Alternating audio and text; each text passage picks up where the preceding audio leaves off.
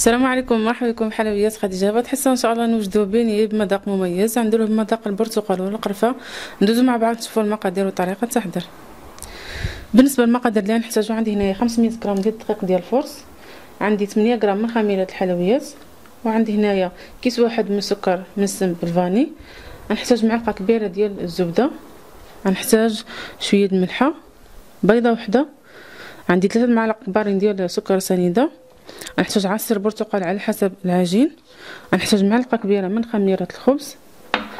من نقلي البيني غنحتاج انني نفندو في سكر سنيده مع كميه من القرفه. انا تقريبا استعملت نص زلافه ديال سكر سنيده مع معلقه صغيره ديال القرفه. فهادو هما المقادير. ندوزو باش نتعرفوا على الطريقه ديال التحضير. غنعمل هنا الملحه مع الدقيق،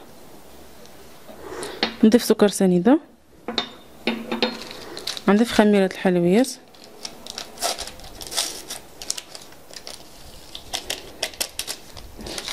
نضيف سكر فاني،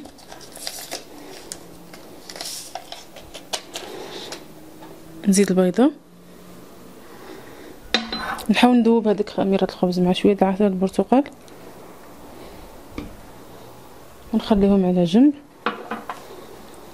بالنسبه لعصير البرتقال عملته هكاك يعني بارد بلا ما نحتاج ندفيه، لان هاد الوقيته فهي الوقيته ديال الحراره، كيكون الجو سخون بزاف، فهذيك الخميره غتتفاعل ناعم مع حراره الجو.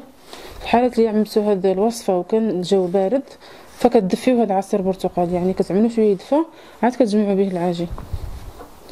غنضيف دابا هاد خميره الخبز اللي دوزتها مع عصير البرتقال، نكمل التخليط، وغنبدا نضيف عصير برتقال،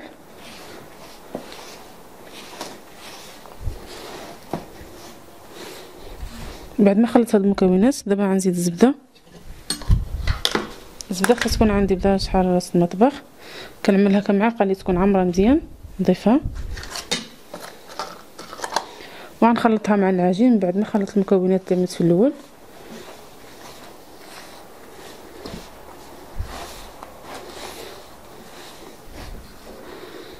نزيد دابا عصير البرتقال. كما قلنا عصير البرتقال فكنحتاجو الكميه اللي كتكفينا باش نجمعوا العجين ونحصلوا على واحد العجين اللي يكون طري. كنبداو نبقاو نضيفوا هكا عصير البرتقال حتى كنحصلوا على عجينه طريه.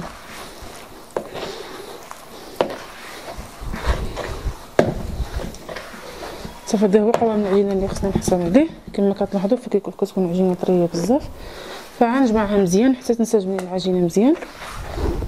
عاد من بعد نديرها في الطابله وندلكها شويه.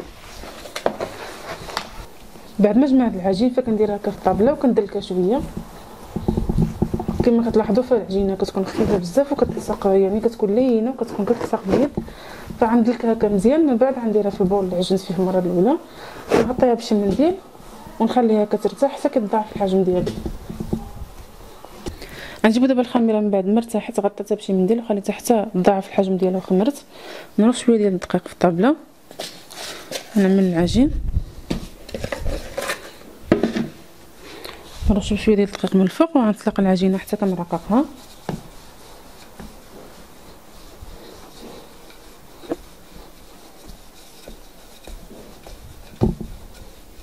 نجيب دابا واحد القطعه دائريه وكنطبع العجينه بهذا الشكل هذا.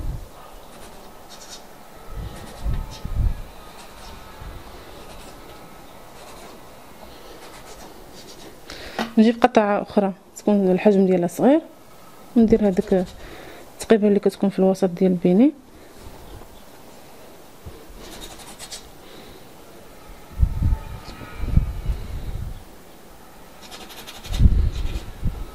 وكنهز هاد لي بيني ونعملهم في واحد الصينيه اللي نكون فرجاها بواحد المنديل وكنغطيهم من بعد باش كنخليهم يخمروا للمره ثانيه عاد ندوزو نقليهم. بالنسبه للعجينه اللي كتشوط لي فكنجمعها، ما كنجمعهاش هي كنكمشها، كنعمل عجينه فوق عجينه وكنولي نطلقها مسرحه ونكرر نفس العمليه حتى كتسالي لي العجين. بعد ما غطيت البيني وخليته يخمر المره الثانيه غندوز دابا باش نقليه. عندي هنايا مقله على النار، كنخلي الزيت سخون وكندير على نار متوسطه وننزل البيني ديالي في الزيت هكا يتقلى.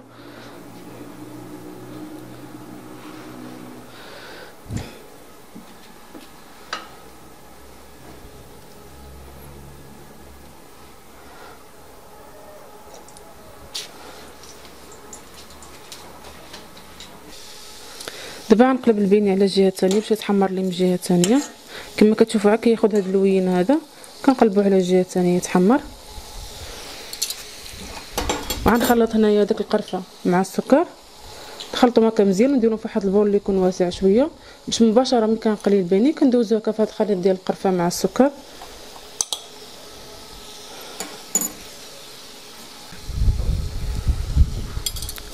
كنزودو البيني ديالنا هكا من الزيت، نسقطروها ندوزوها هكا في السكر مع القرفه، وكنستمر هكا بنفس الطريقه حتى كنسالي.